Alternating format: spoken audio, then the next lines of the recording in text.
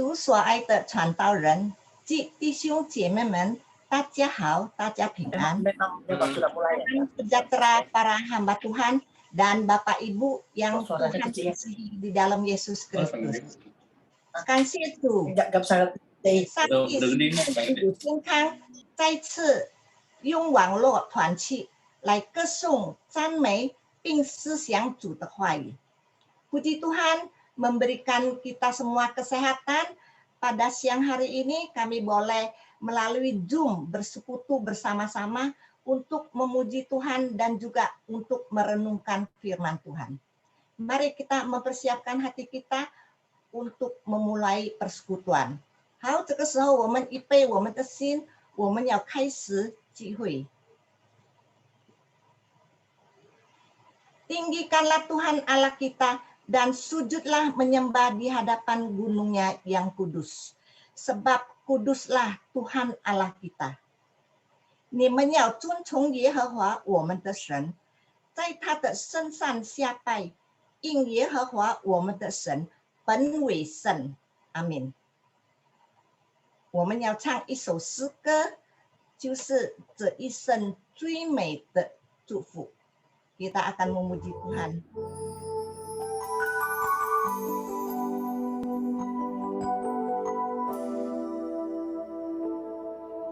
在无数的黑夜里，我用星星画出你，你的恩典如晨星，让我真实地见到你。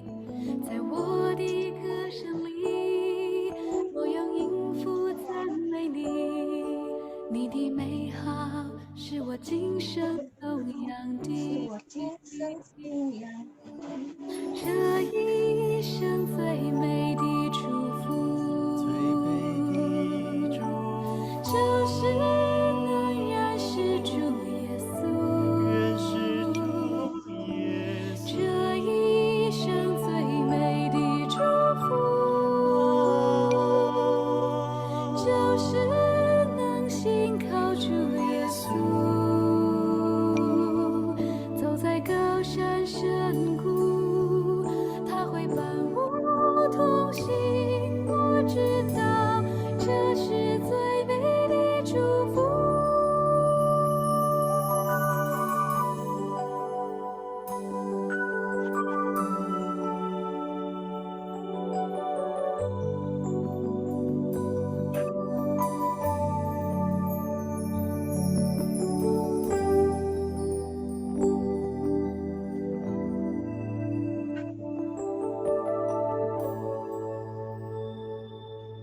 在无数的黑夜里，我用星星画出你，你的恩典如晨星，让我真实地见到你。在我的歌声里，我用音符赞美你，你的美好是我今生颂扬的。这一生最美的祝福，就是能认识主耶稣。这一生最美的祝福，就是能信靠主耶稣。走在高山深谷，他会伴我同行，我知道这是最美的祝福。这一生最美的祝福，就是能认识主耶稣。这一生最美的祝福，就是能信靠主耶稣。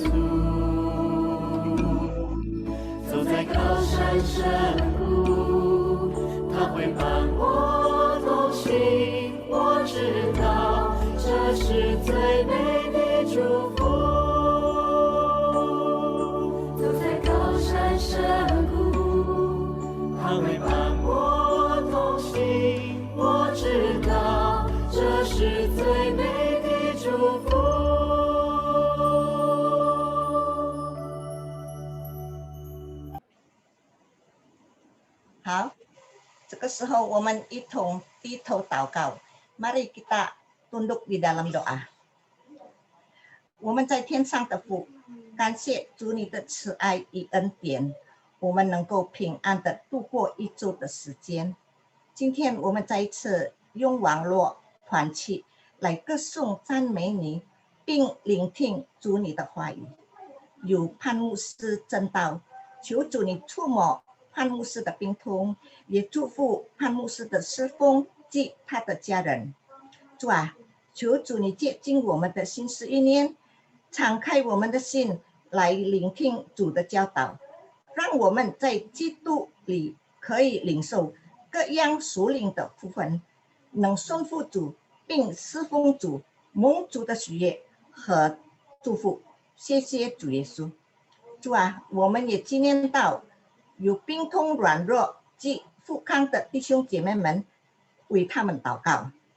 就是陈一林先生、吴金兄弟兄、Albert 牧师的爸爸、潘牧师、张慧清姐妹、遗传道、Citra 姐妹、Ibu Agus、朱丽芳姐妹、邓爱英姐妹、郑玲勇姐妹、陈慧珍姐妹、Amy 姐妹，还有小明小弟弟，还有 Novi 的媳妇，就是 Rosalie， dia kena COVID。主啊，他们在病痛软弱当中和富康当中，他们需要主你的帮助，求主施下神迹奇事，照做主的旨意，彰显在他们身上，触摸各位在病痛软弱和富康当中的弟兄姐妹们，能早日得做医治，主的名得做荣耀。Terima kasih Tuhan atas kasih anugerah-Mu ya Tuhan, kami boleh melewati hari lepas hari, sehingga sampai hari ini kami boleh bersekutu melalui Zoom untuk memuji dan mendengarkan sebagian firman Tuhan yang akan disampaikan oleh Pendeta Pan. Biar Tuhan Engkau juga jamah Pendeta Pan dan juga berkati di dalam pelayanan dan rumah tangganya. Terima kasih Tuhan. Engkau juga akan sucikan hati dan pikiran kami untuk mendengarkan pengajaran firman Tuhan. Biarlah di dalam Kristus kita boleh menerima segala kebaikan berkat rohani dari Tuhan. Taat dan melayani Tuhan, menyenangkan hati Tuhan, dan diberkati Tuhan. Terima kasih ya Bapak. Kami juga mengingatkan teman-teman kami yang sedang sakit ataupun dalam pemulihan yang telah saya sebutkan namanya tadi. Tuhan, mereka perlu akan pertolongan Tuhan. Biar Engkau jamah mereka ya Tuhan. Tolong mereka sehingga mereka boleh cepat disembuhkan atau dipulihkan. Terima kasih Tuhan. Kami serahkan waktu selanjutnya di dalam tangan Tuhan. Tuhan pimpin, Tuhan berkati. Hanya di dalam nama Tuhan Yesus Kristus kami sudah berdoa dan ucapan syukur. Amin. 好，我们再唱一首诗歌《最知心的朋友》。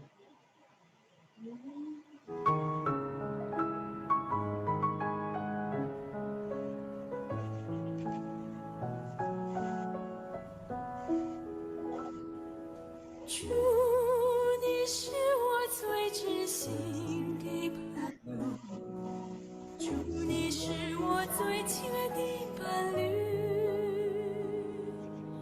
我的心在天天追想着你，渴望见到你的面。在我人生的每一个台阶，在我人生的每一个小站，你的手总是在缠拉着我，把我带在你身边，告诉我当走的路，没有花相思梦线，离岸何等的长阔深高，我心发出出惊叹，有了主还要什么？我心与主心相连，我一切是要跟随主，永不改变。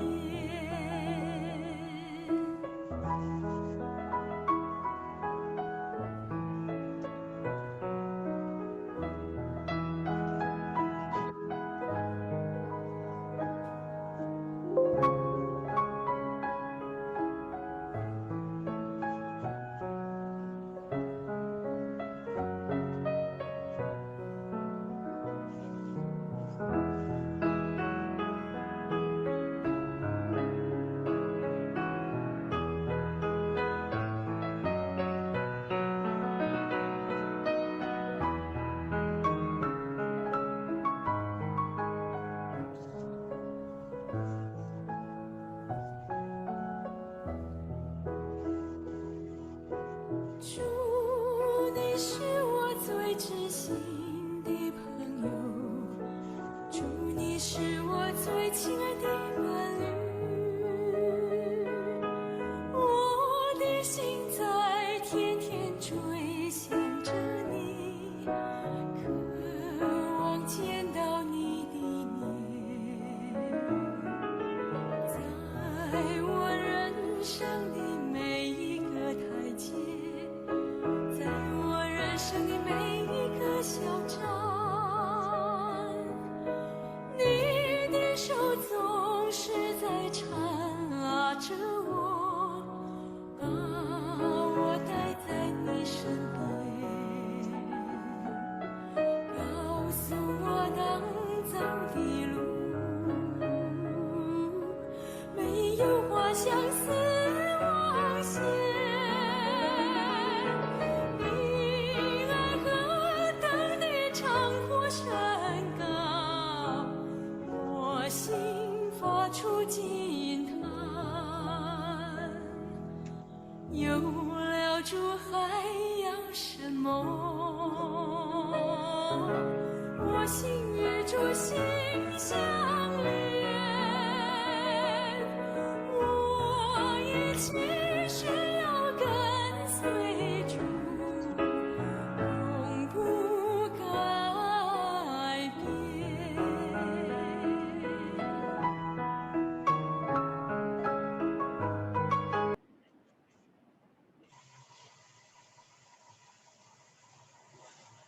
好，今天的经文起自于诗篇135篇第10到 12 节.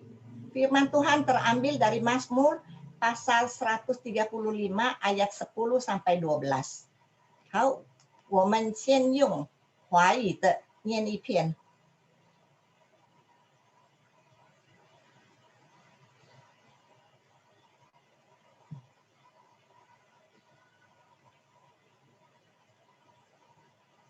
Contoh, kok nggak ada suara?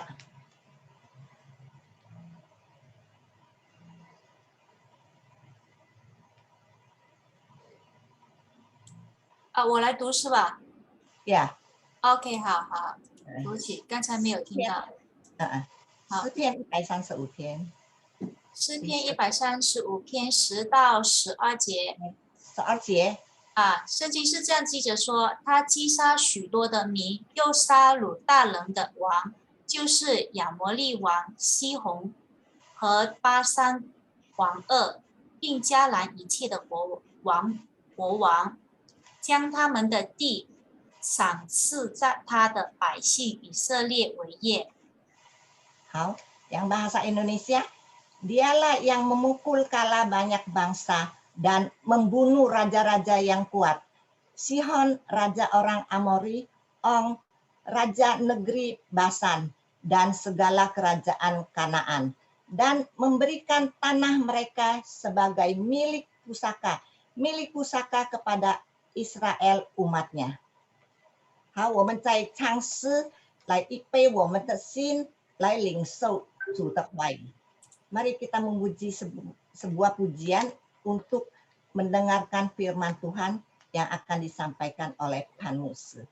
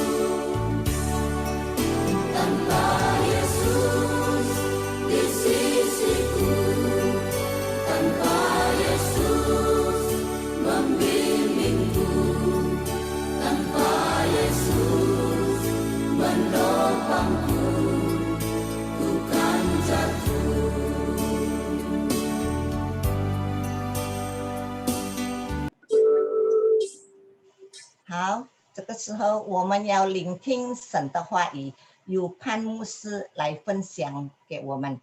Tibalah saatnya kita akan mendengarkan firman Tuhan yang akan disampaikan oleh Pendeta Pan. Waktu saya persilakan. Mari kita satu dalam doa.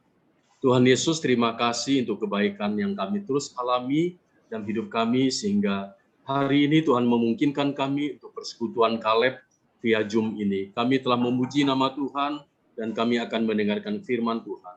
Tuhan sertai kami serahkan pemberitaan firman Tuhan. Dalam nama Tuhan Yesus Kristus kami berdoa. Amin. Sebentar.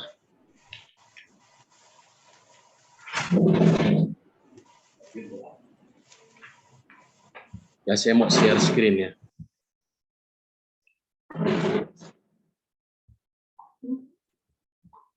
Share.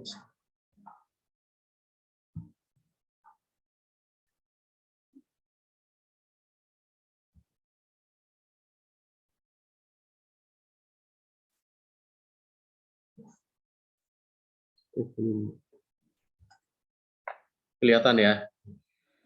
Ya, tema kita hari ini adalah bersukacita bersama surga karena pertobatan. Pembacaan firman Tuhan dari Lukas pasal 15 ayat 1 sampai 10. Ini ada dua perikop, ayat 1 sampai 7 dan ayat 8 sampai 10. Saya akan membacakan untuk kita. Para pemungut cukai dan orang-orang berdosa biasanya datang pada Yesus untuk mendengarkan Dia. Maka bersungut-sungutlah orang-orang Farisi dan ahli-ahli Taurat, katanya, ia menerima orang-orang berdosa dan makan bersama-sama dengan mereka. Lalu ia mengatakan perumpamaan ini kepada mereka. Siapa di antara kamu yang mempunyai 100 ekor domba dan jikalau ia kehilangan seekor di antaranya, tidak meninggalkan yang 99 ekor di padang gurun dan pergi mencari yang sesat itu sampai ia menemukannya. Dan kalau ia telah menemukannya, ia meletakkannya di atas bahunya dengan gembira, dan setibanya di rumah, ia memanggil sahabat-sahabat dan tetangga-tetangganya, serta berkata pada mereka, bersukacitalah bersama-sama dengan aku, sebab dombaku yang hilang itu telah kutemukan. Ayat ke-7, aku berkata kepadamu, demikian juga akan ada sukacita di sorga, karena satu orang berdosa yang bertobat, lebih daripada sukacita karena 99 orang benar yang tidak memerlukan pertobatan. Perumpamaan tentang dirham yang hilang. Atau perempuan manakah yang mempunyai 10 dirham, dan jika ia kehilangan satu di antaranya, tidak menyalakan pelita dan menyapu rumah serta mencarinya dengan cermat sampai ia menemukannya. Dan jikalau ia telah menemukannya, ia memanggil sahabat-sahabat dan tetangga-tetangganya serta berkata, bersukacitalah bersama-sama dengan aku, sebab dirhamku yang hilang telah kutemukan. Aku berkata kepadamu, demikian juga akan ada sukacita pada malaikat-malaikat Allah karena satu orang berdosa yang bertobat. Nah, demikianlah pembacaan firman Tuhan. Saya mulai dengan pertanyaan ya, ada 3 pertanyaan untuk kita. Kita boleh menjawabnya atau kita boleh interaksi, boleh. Yang pertama, apa yang paling membuat saudara sekalian bersukacita? Apa yang paling membuat kita bersukacita?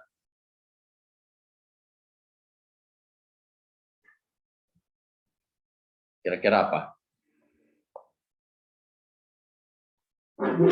Dapat hadiah, cita-cita kita tercapai, atau apa? Yang paling membuat kita berbahagia?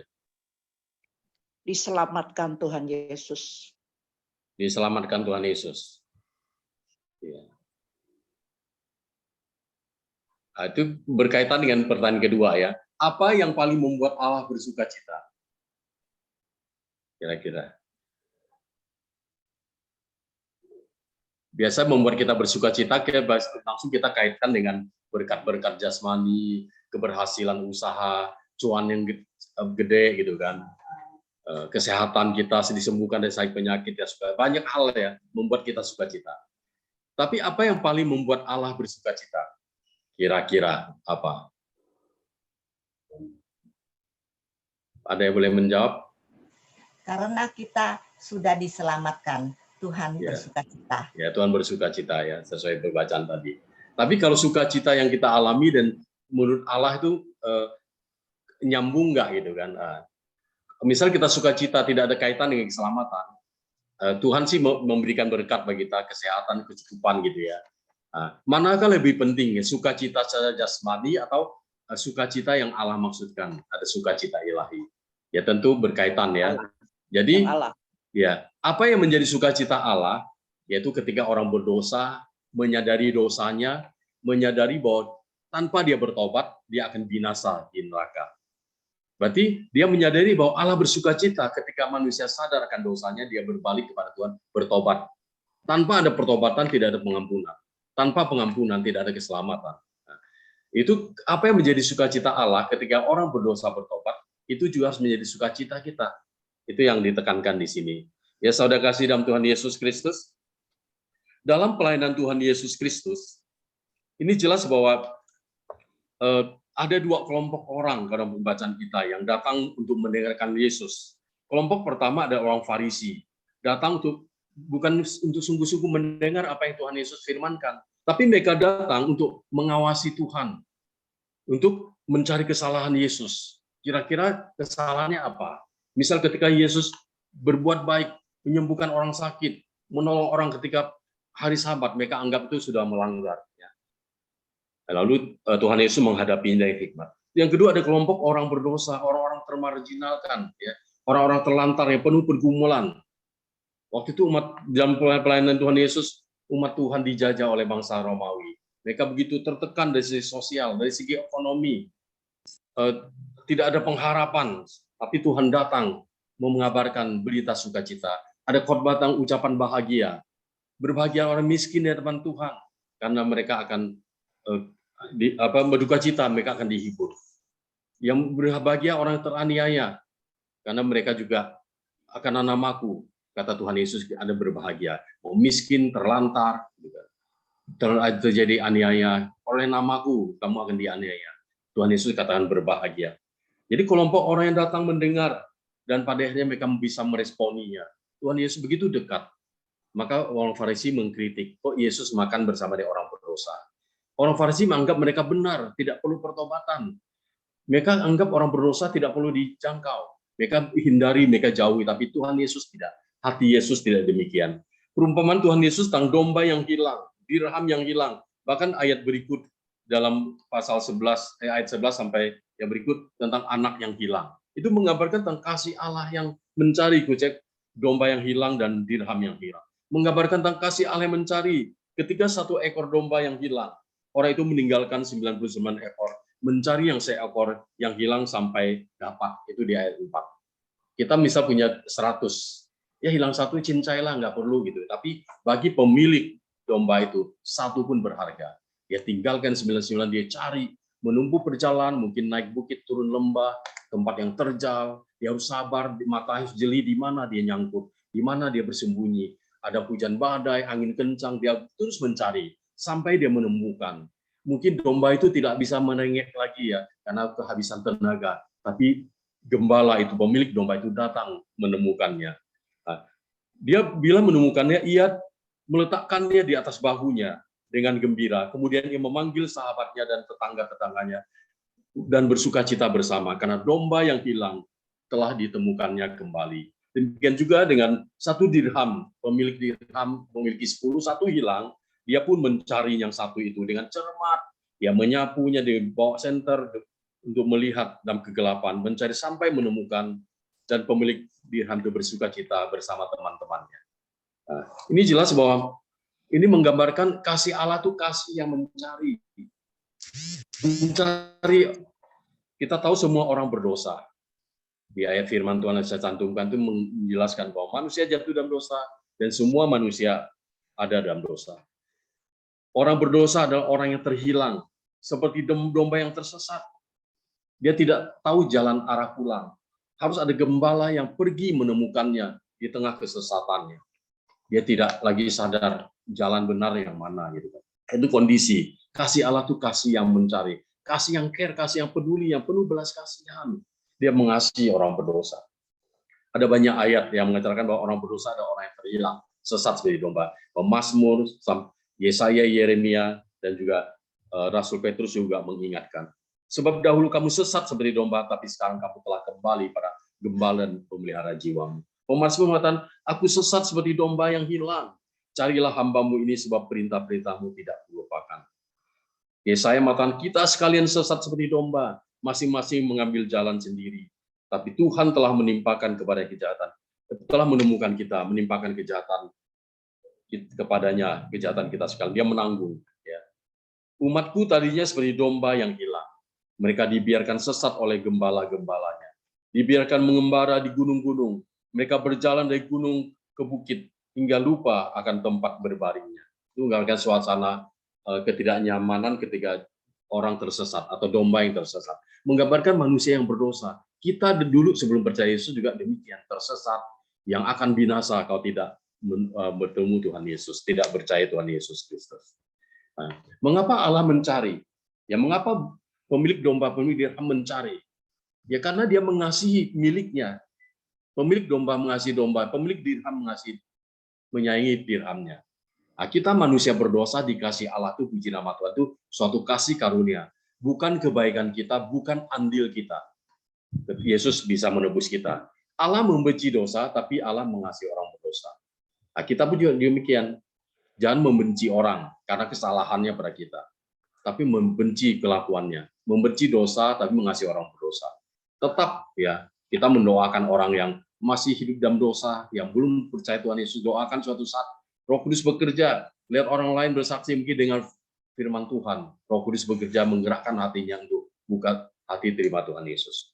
Ya karena manusia berharga di hadapannya. Ya Allah itu pencipta. Ya Allah penuh kasih, tidak menghendaki seorang pun di antara kita yang binasa. Dia ingin semua orang bertobat. Maka Rasul Petrus mengatakan Allah tidak mengingkari janjinya tentang kedatangannya. Kalaupun Allah belum datang, itu adalah kesabaran Allah supaya semakin banyak orang boleh percaya Tuhan dan bertobat. Itu. Ya. Manusia berharga di mata Tuhan. Oleh sebabnya dikatakan hidup kita sangat berharga di matanya. Dalam kesesatan kita karena dosa, kejahatan kita, Tuhan mencari kita, mengampuni kita, menerima kita kembali dalam persekutuan yang indah dengan Dia. Ya, harta berharga, yaitu kita manusia ciptaannya, tidak mungkin dibiarkan hilang atau binasa. Nah, ini jelas bahwa Tuhan menyelamatkan orang yang percaya kepadanya. Ada banyak faktor orang yang membuat kita berdosa atau manusia tersesat. Pertama, jelas dilahirkan dalam keadaan berdosa. Ingat kisah kejadian tragedi kejatuhan manusia pertama. Saat itulah ya dosa menjalar ya. Hubungan dengan Tuhan rusak, manusia malu. Hubungan dengan sesama juga rusak, saling menyalahkan. Bukan menyadari dosa minta pengampunan. Lalu alam semesta juga rusak oleh karena ulah manusia. Ini jelas bahwa berdampak ya relasi dengan Tuhan. Di Mazmur, pemazmur mengatakan dalam dosa aku dikandung ibuku.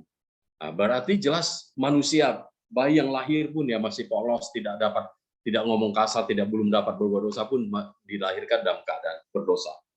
Roma 5 ayat 12 dikatakan sejak manusia pertama berdosa, seluruh keturunan juga termasuk kita juga berdosa. Yang kedua, faktor berikut selain dilahirkan dalam keadaan berdosa, orang mengatakan ada dosa asal, dosa perbuatan, pidana perbuatan, banyaklah itu berkembang. Pilihan diri sendiri.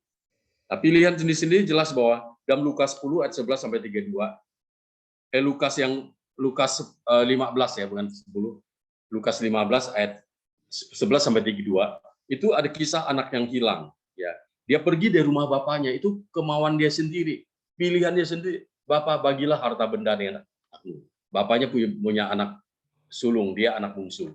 Lalu dibagikanlah harta. Pasti sebagai orang tua, kenapa nak kau harus pergi dari rumah? Di sana kamu tidak tahu situasinya, dengan siapa kamu bergaul, bagaimana kamu akan mengelola harta benda yang dibagi.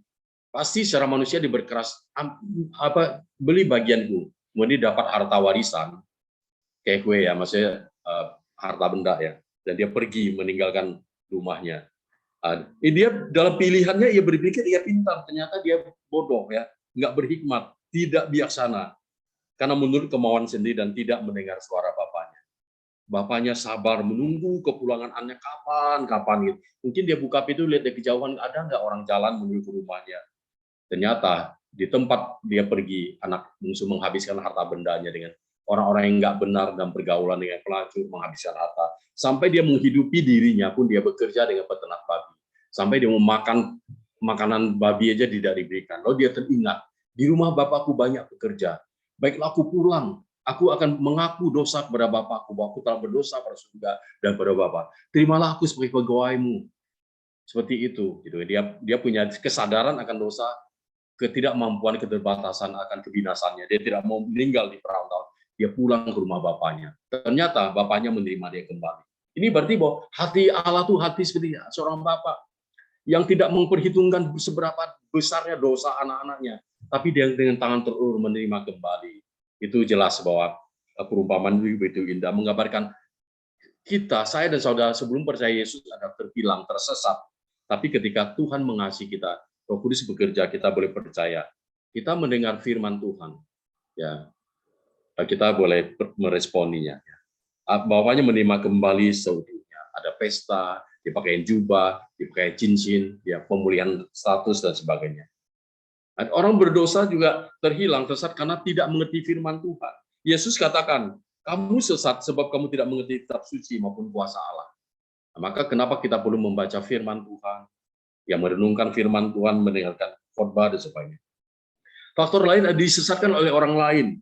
Ya, banyak dalam firman Tuhan ya, dari Lukas sampai Petrus ya. Waspadalah supaya kamu jangan disesatkan, sebab banyak orang akan datang dan memakai namaku, ya, dan berkata, akulah dia. Dan saatnya sudah dekat, janganlah kamu mengikut mereka. Ya, banyak Efesus juga Paulus mengatakan, jangan kamu disesatkan oleh orang dengan kata-kata yang hampa, karena demikian mendatangkan murka Allah atas orang-orang durhaka. Juga di Tesalonika dikatakan, janganlah kamu memberi dirimu disesatkan oleh orang dengan cara yang bagaimanapun juga. Nah, Ibrani juga menekankan, janganlah kamu memberi dirimu disesatkan orang dengan cara yang bagaimanapun juga. Ya, ini jelas bahwa sebab sebelum hari itu haruslah datang dahulu murtad dan haruslah dinyatakan dahulu manusia durhaka yang harus binasa. Janganlah kamu disesatkan berbagai ajaran, di Ibrani 13, berbagai ajaran asing. Maka Paulus katakan, orang yang memberitakan ajaran tidak sesuai dengan yang diberitakan, tidak sesuai dengan Injil yang diberitakan, Paulus katakan terkutuklah dia. Hindari, jauhi, gitu kan. Kalau dalam pengajaran jemaat-jemaat pada waktu itu ya, surat Paulus banyak mengingatkan untuk hamba-hamba Tuhan untuk antisipasi pengajaran sesat. Ya. Rasul Petrus juga mengatakan demikian. Sebab nabi palsu dahulu tampil di tengah umat Allah. Demikian juga di antara kamu akan ada guru palsu. Ya. Mereka akan memasukkan pengajaran-pengajaran sesat. Nah, tapi kamu saudara-saudara yang kekasih, kamu telah mengetahui hal itu. Waspadalah supaya kamu jangan terseret dalam kesesatan mereka. Sekarang pun banyak ajaran-ajaran yang kita lihat di YouTube. Orang bebas merekam dan juga mengsiarkannya gitu ya. Misalnya meragukan tentang nama Yesus, tidak lagi sebut nama Yesus tapi sebut yang lain gitu kan. Dan macam-macam ya. Misalnya ada vaksin 1, 2 dan 3, ada video yang beredar, jangan percaya dengan vaksin gitu kan. Itu penyesatan. Yaitu iblis dan sebagainya. Ya banyak orang yang tidak mau vaksin. Dan ada orang jemaat yang bisa terpengaruh karena menikmati, dia tidak menseleksi itu benar atau hoax gitu atau menyesatkan. Maka hati-hati kita ya, harus memperkuat iman kita. Yang berikut adalah bagaimana cara Allah mencari orang berdosa. Kalau kita lihat dalam perjanjian lama, Allah mengutus para nabinya untuk menyampaikan teguran agar manusia bertobat. Nabi 1 diutus, nggak mempan, yang berikut diutus dan sebagainya.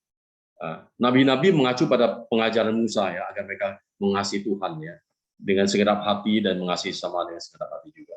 Hukum kasih pada Allah, kasih pada manusia. Lalu Allah setelah para nabi diutus ya, banyak manusia juga masih berdosa, ada umat Tuhan yang membangkang, tegar tengkuk. Allah mengutus anaknya sendiri. Karena begitu besar kasih Allah akan dunia ini, hingga ia mengaruniakan anaknya yang tunggal, supaya setiap orang yang percaya padanya tidak binasa, melainkan beroleh hidup yang kekal. Yohanes 3:16. Yesus diutus datang ke dunia untuk menebus manusia berdosa. Sampai dia memberitakan firman Tuhan dari kota ke desa, desa ke kota, berkeliling pada waktu itu. Dan dia terus mengajar, memberikan mujizat kesembuhan. Dan manusia dilepaskan dari ikatan kuasa kegelapan. Dan juga pada akhirnya Yesus mati di salib. Hanya untuk menggantikan tempat saya dan saudara. Kita harus mati. Kita mati binasa, tapi Yesus mati untuk kita bisa diselamatkan. Yesus datang jauh dari surga untuk menunjukkan Allah yang sebenarnya lewat dirinya. Lewat penebusannya di kayu salib, dia ingin mengembalikan kita, jiwa kita yang berharga, dipersembahkan kembali pada Bapa. Lalu Yesus ketika dia mau naik ke surga, saat sebelum naik surga, dia memberikan amanat agung pada para muridnya. Ini jelas bahwa manusia itu berharga. Yesus berjalan keliling kemana-mana mencari jiwa yang sesat. Dia ingin manusia bertobat dan diselamatkan. Ini jelas bahwa bertobat berarti perubahan dalam hati, perasaan, pengalaman, daya upaya, dan rencana. Bertobat berarti ada perubahan dalam tingkah laku yang kelihatan. Ya, orang dapat bertobat akan dosanya ketika dia menyadari dia berdosa, dia menyesal, dia benci terhadap dosa, dan dia kembali pada Tuhan, minta pengampunan dan terima Tuhan. Dan buah pertobatan menjadi syarat yang mutlak bagi seorang yang bertobat. Yaitu buahnya lah kita melihat. Maka dikatakan, bertobatlah sebab kerajaan Allah sudah dekat. Jadi hasilkanlah buah yang sesuai dengan pertobatan. Di Kisah Rasul 17:30-31, dengan tidak memandang lagi zaman kebodohan, maka sekarang Allah memberitakan kepada manusia bahwa di mana-mana semua mereka harus bertobat. Karena ia telah menetapkan suatu hari, pada waktu mana ia dengan adil akan menghakimi dunia oleh seorang yang telah ditentukannya. Sudah ia memberikan kepada manusia semua orang suatu bukti tentang hal itu dengan membangkitkan dia dari antara orang mati. Nah, ini jelas bahwa Masa sekarang adalah masa kesabaran Allah. Memberi kesempatan untuk manusia boleh mengenal Tuhan, mengenal firman-Nya. Memberi kesempatan untuk manusia boleh buka hati terima Tuhan Yesus. Karena Tuhan Yesus sangat menghargai pertobatan. Sukacita di sorga, sukacita Allah ketika ada manusia berdosa yang bertobat. Maka dikatakan dalam 2 Petrus, Tuhan tidak lalai menepati janjinya, sekalipun ada orang yang menganggapnya sebagai kelalaian. Tapi ia sabar terhadap kamu, karena ia menghendaki supaya jangan ada yang binasa, melainkan supaya semua orang berbalik dan bertobat. Nah, ini jelas bahwa Yesus ingin menjelaskan bahwa untuk satu domba dan satu dirham yang hilang, seorang rela bersusah payah untuk mencari, terus mencari sampai ia menemukan kembali. Lebih lagi Tuhan, hati Tuhan. Seperti itu. Yang kita semua manusia kepunyaan Tuhan. Lebih-lebih kita memahami. Dia mengorbankan dirinya untuk keselamatan dan hidup manusia, agar kita mengalami hidup yang kekal, tidak binasa. Dikatakan malaikat di surga pun turut mengenal isi hati Tuhan, bersukacita bersama-sama. Ada pujian ya, mengagungkan nama Tuhan ketika ada orang berdosa yang bertobat. Sukacita di ayat 7 dan di ayat 10 tadi. Ya. Kita sebelum percaya kepada Yesus berdosa seperti domba yang hilang, tersesat seperti dirham yang tercecer. Ketika kita mendengarkan firman Tuhan dan bertobat serta percaya Yesus sebagai Tuhan juru selamat kita, seisi sorga bersorak-sorai. Itu karena karya Roh Kudus menyadarkan kita akan dosa, mengisafkan kita akan dosa. Tidak ada yang baik, tidak ada yang benar, tidak ada yang hebat. Saya dan saudara bisa kenal Yesus, diselamatkan. Itu semata-mata anugerah Tuhan, kasih karunia Tuhan. Ketika Yesus mati di salib, tidak ada andil kita. Kita hanya menerima 100% anugerah Tuhan. Ketika saat kita sudah percaya, janganlah kita hanya memang kita ingat nama kita tercatat dalam kitab kehidupan di surga. Terus nama kita terdaftar jadi anggota gereja di mana kita berada. Kita tidak hanya menikmati keselamatan untuk diri sendiri. Kita tidak menjadi orang percaya yang egois, ya. Tidak. Ya. Ada tanggung jawab setiap kita yang sudah diselamatkan. Apa tanggung jawabnya? Ya pertama kita berdoa. Apa yang kita doakan? Pertama, agar kita terus setia mengiring Tuhan sampai akhir. Jangan pernah mengecewakan Tuhan dengan meninggalkan Tuhan. Sedikit masalah, kita berdoa tidak ada jawaban kok, kita kecewa sama Tuhan. Bukan lari pada Tuhan, tapi kita lari kepada dukun atau kuamia gitu ya. Suka bahasa Hakka-nya sonmiang. Jadi bukan datang pada Tuhan gitu kan. Atau musim Covid ini sekarang kan. Ya, saya udah kena 2 kali ya. Tapi Tuhan memberi kesempatan untuk hidup kembali ya. Maksudnya ada kesempatan lagi untuk bisa sembuh ya. Kita mengiring Tuhan, kita berdoa agar kita tetap kuat dalam iman, jangan terpengaruh dengan ajaran yang membuat kita jauh dari Tuhan. Persoalan Tuhan izinkan untuk memurnikan iman kita, bukan membuat kita ragu akan juru selamat kita. Lalu kita berdoa agar orang-orang yang belum percaya kepada Yesus, siapa mereka? Itu saudara kita, suami kita, atau istri kita, atau anak kita, mantu, cucu, teman-teman kita, famili kita, yang belum percaya Tuhan Yesus boleh mendengar tentang Yesus dan percaya dan diselamatkan. Kita berdoa agar dapat dilakukan ya. Kita berdoa dapat kita lakukan kapan saja, di mana saja, oleh siapa saja, tidak perlu biaya. Doa di hadapan Tuhan itu gratis. Kita boleh curhat, menyerahkan persoalan kita kepada Tuhan.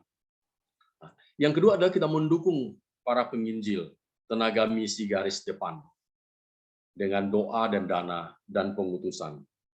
Ya kenapa? Karena menjalankan misi penginjilan ya. Keluar dari lingkup nyaman gereja ya. Orang gereja juga perlu diinjili yang masih ragu. Tapi keluar dari tembok gereja dengan sengaja terencana untuk datang ke tempat-tempat mungkin terpencil di mana ada suku terabaikan yang belum terjangkau. Kebelahan dunia yang lain juga negara-negara tertentu yang masih banyak yang belum dijangkau. Para misionari, lembaga misi gerejawi turut berpartner bersama-sama, mengerjakan bersama-sama. Ya kita dukung dengan dana. Mungkin kita tidak bisa memberi banyak, sedikit pun kita kumpulkan, diserahkan ke gereja untuk di misi. Setiap gereja pasti ada bidang misi, ya. Dana kita dan pengutusan.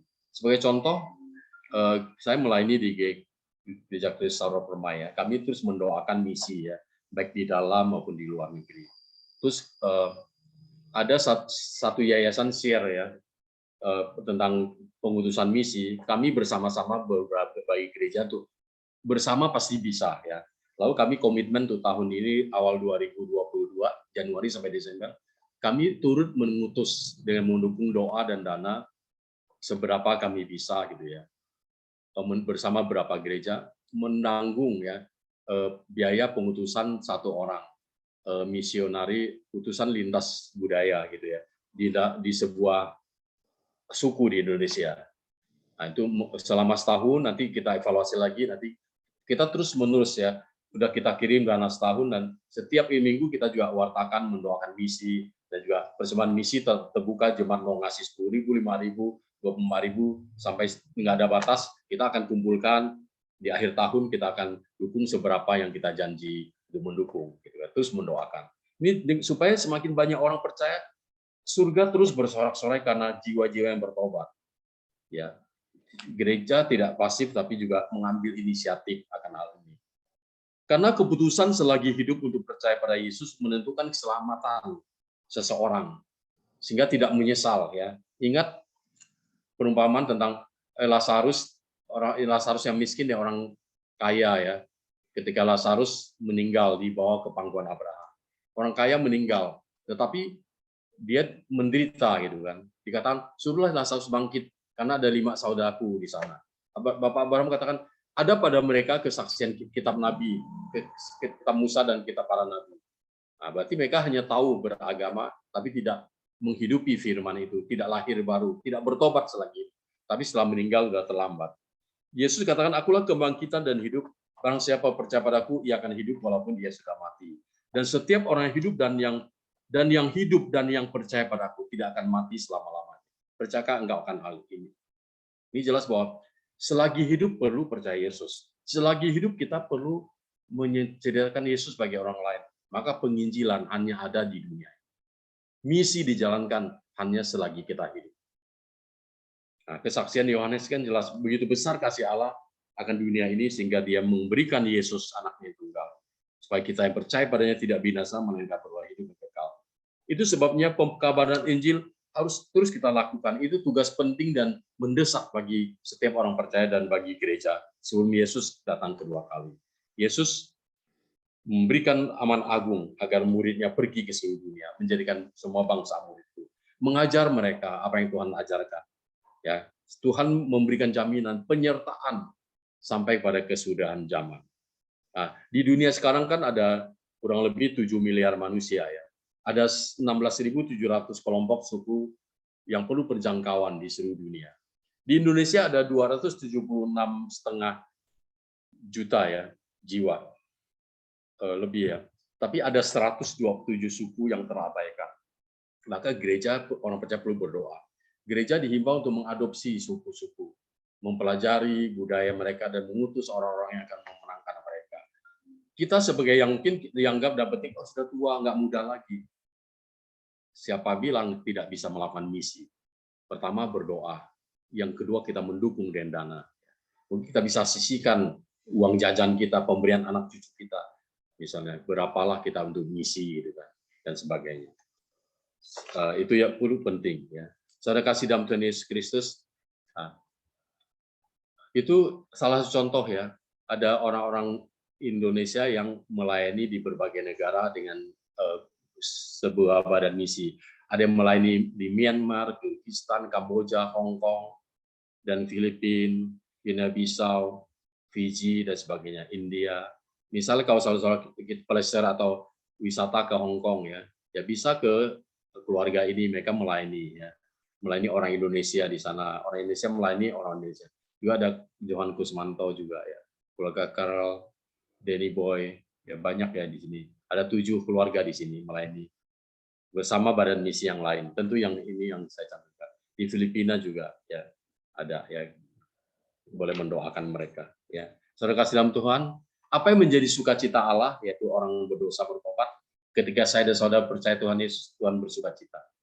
Allah peduli dengan manusia agar bertobat, kita juga harus peduli dengan pertobatan sesama kita. Nah, mari kita ikut menuntaskan amanah agung Yesus Kristus. Gereja ada karena misi, gereja juga ada untuk misi. Oleh sebab itu, bagi kita yang percaya Tuhan Yesus, kita tahu bahwa minggu ini ada minggu Prapaskah keempat. Ya. Marilah kita membagikan sukacita ilahi dengan memberitakan Injil lewat sikap hidup kita, perbuatan baik kita pada sesama kita, agar keselamatan mereka boleh terjadi. Kita berdoa untuk mereka yang belum percaya, mungkin di dalam keluarga kita, teman kita, pertemanan kita dengan siapapun, agar kita punya misi untuk menjangkau. Kita boleh bersukacita bersama surga. Itulah mengabarkan sukacita Allah dan sukacita kita bersama. Orang yang percaya tidak egois, orang yang sudah percaya punya kerinduan untuk menjangkau jiwa-jiwa yang lain. Tuhan Yesus memberkati. Amin. Mari kita satu dan doa. Bapa di surga, terima kasih kami boleh merenungkan firman Tuhan yang boleh mengingatkan kami sukacita Allah ketika satu orang berdosa bertobat. Perumpamaan domba yang hilang, dirham yang hilang. Mengingatkan kami betapa Tuhan mengasihi orang berdosa. Tuhan membenci dosa, mengasihi orang berdosa. Tuhan dengan berbagai upaya mengutus para nabi, bahkan mengutus anaknya yang tunggal untuk mencari orang berdosa. Mati di kayu salib. Kami masuki minggu Prapaskah, kami menghayati akan pengorbanan Yesus. Yesus tidak menghindari penderitaan, dan dia menjalaninya demi kasih dan ketaatannya kepada Bapa. Saya berterima kasih untuk kasih Tuhan yang luar biasa. Surga bersukacita ketika orang berdosa bertobat. Surga bersukacita ketika kami juga bertobat. Dan surga juga bersukacita ketika kami punya hati seperti Tuhan, hati menjangkau orang yang belum percaya, mungkin mulai dalam keluarga kami, teman kami, siapapun yang kenal, agar semakin hari, semakin banyak orang percaya Tuhan Yesus. Sebelum Yesus datang kedua kali, adalah batas kesabaran Allah bagi penginjilan dunia, bagi manusia berusaha untuk bertobat. Tuhan memberkati. Masalah ekonomi, yakinkan kami bahwa Yesus sanggup memelihara kami. Yang memiliki sakit penyakit yang mustahil, tidak ada yang mustahil bagi Tuhan. Engkau tabib agung segala tabib, dokter segala dokter, sanggup memberikan mujizat kesembuhan. Mujizat masih dapat terjadi dalam kehidupan anak-anakmu yang taat. Kalau kami izinkan kesulitan, penderitaan, bahkan penyakit, Tuhan akan memurnikan iman kami. Agar sukacita ilahi tidak tergantung pada situasi dunia yang kami alami, tapi bergantung pada Allah yang telah berbuat baik, mengasihi kami, menyelamatkan kami. Biar kami tetap menjaga hati kami dengan segala kewaspadaan, agar kami tidak menista nama Tuhan, tidak menyakiti hati Tuhan. Menghadapi masa Prapaskah ini, kami menghayati kasih Tuhan di kayu salib, memberi hormat yang setinggi-tingginya, menghargai karya salib Yesus dengan hidup taat, menjauhi dosa, dan hidup kudus, dan berbuat baik. Bukan untuk keselamatan, tapi diselamatkan untuk berbuat baik. Bagian daripada kesaksian kami.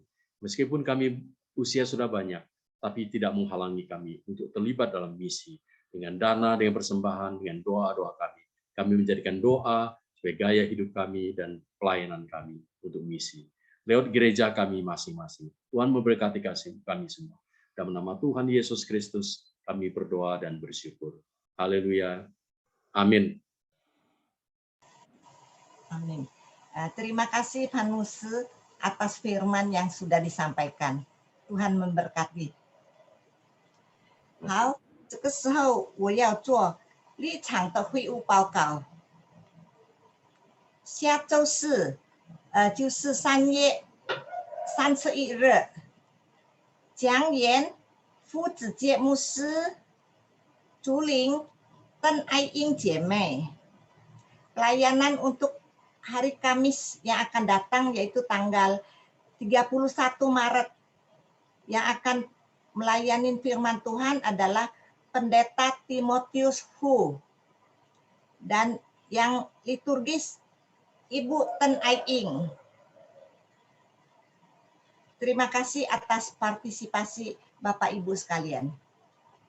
Tibalah saatnya Saudari Chen Ping Ing akan memuji Tuhan。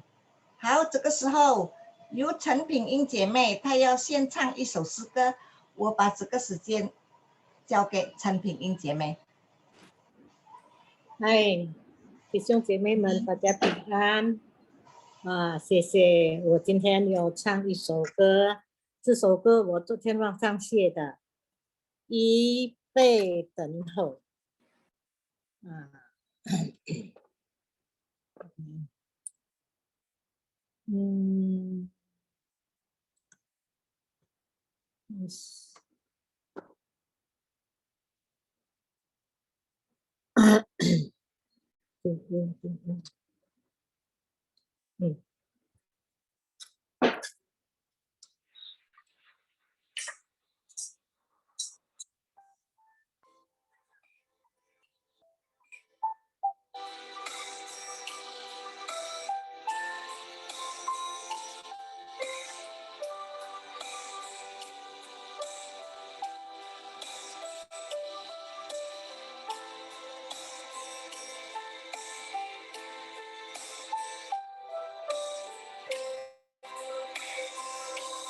生活中的一切经历，倒映就这主的背影，万事都在互相效应，为叫爱神的人得益，要知道一因的灵引，再是快把福音传递，光明洁白的心满意，就是神父所信福音，犹如鲜花转世传奇，更好一转不在一起，求天恩将心连心灵，这个心地是真实的，是依靠主也被自己，等到这样的环境，弟兄姊妹快乐相聚，都是听神的关心。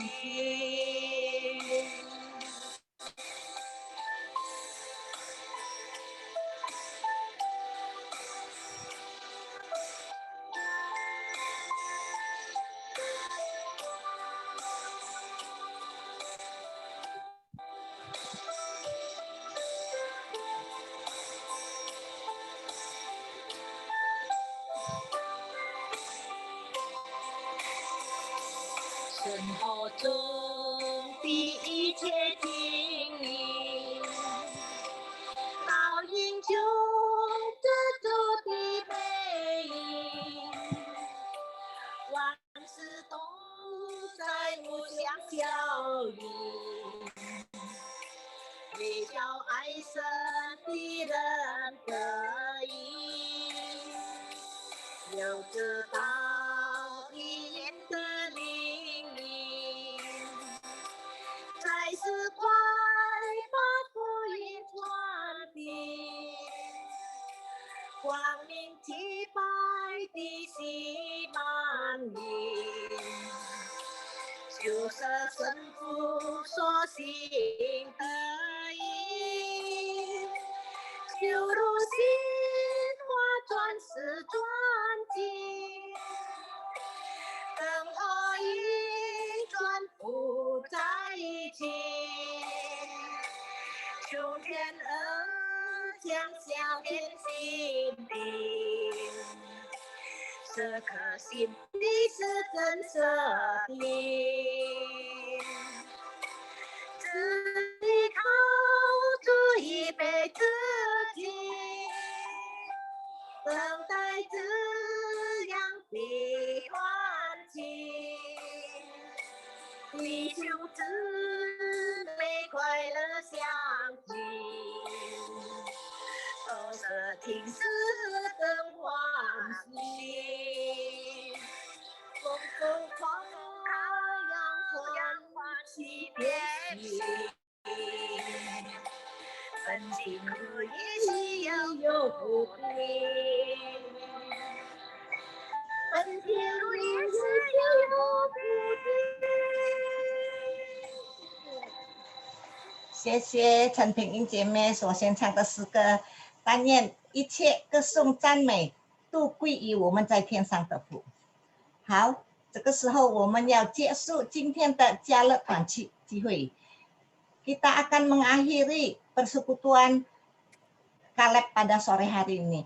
Doa penutup akan disampaikan oleh Pendeta Pan. Ya, mari kita satu dalam doa. Tuhan, terima kasih untuk kebaikan yang kami alami. Kami boleh persekutuan via Zoom, kami boleh memuji Tuhan, boleh mendengarkan firman Tuhan, mendengarkan kesaksian pujian yang boleh menguatkan iman kami. Bahwa kami selalu bersukacita, sukacita terbesar dalam hidup kami, sama dengan sukacita Allah, yaitu kami orang berdosa boleh bertobat, boleh terima Tuhan sebagai juru selamat kami. Dan saat ini kami akhiri persekutuan kami. Saudara sekalian, terimalah berkat Tuhan. Kasih karunia Tuhan Yesus Kristus dan kasih Allah Bapa dan persekutuan Roh Kudus menyertai kamu sekalian dari sekarang sampai selama-lamanya. Amin. Terima kasih, Pak Musa. Sama-sama.